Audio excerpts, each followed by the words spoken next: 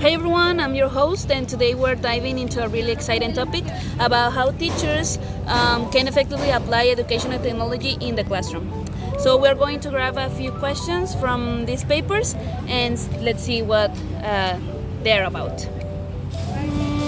I'm going to have this one. Okay, so how should teachers apply educational technology in a specific context? Well, let's imagine the context of teaching English as a foreign language.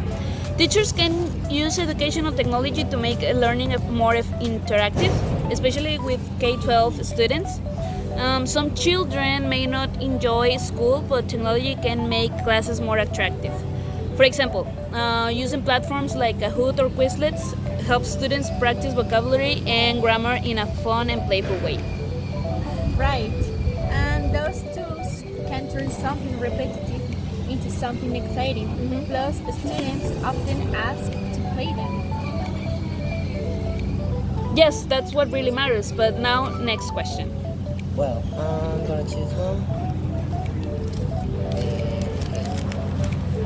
This. What roles should a teacher consider when integrating educational technology? Well, when using technology, teachers should play different roles. They should teach students how to use digital tools correctly and especially for academic purposes. They also should guide students how to find knowledge using the tools that are available for them. So teachers are not only instructors, they also are facilitators and role models in the digital world. So now, when teachers integrate tech, they're not just teaching content; their roles are shifting. Totally. They're not just instructors anymore. They become facilitators, guides, and even role models in navigating the digital world.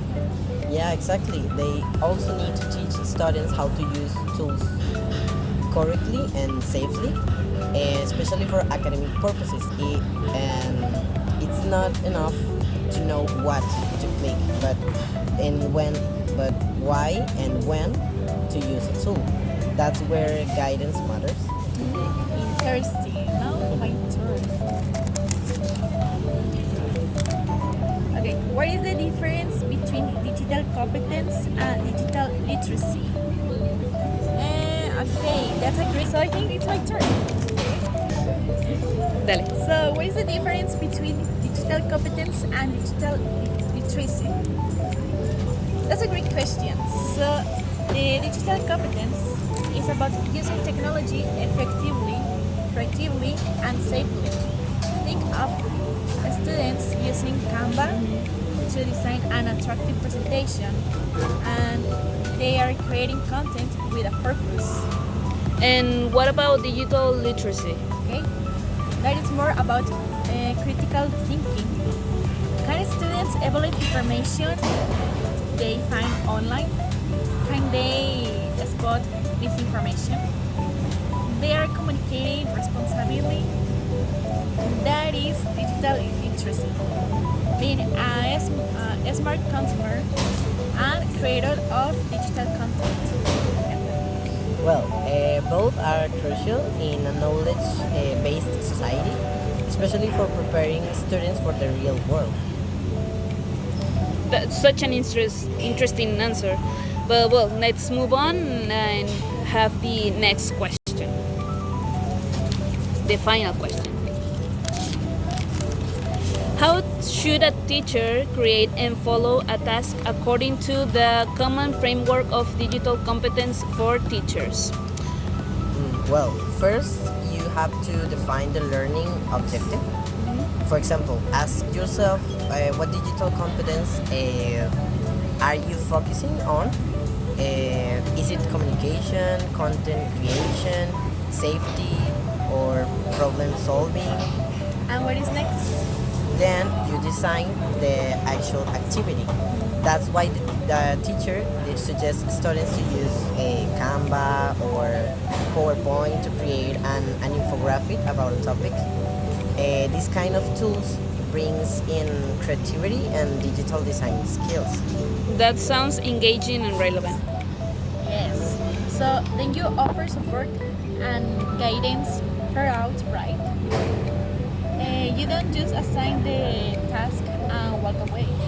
Yes, that's the step number 3. After that, when assessing, look at both the academic content and the digital skills. Right, it's a two-layer assessment. And finally, you encourage reflection. You ask students what they learn and how they use technology to support their learning. Yeah, that reflection part is so often skipped, but it really helps students connect the dots.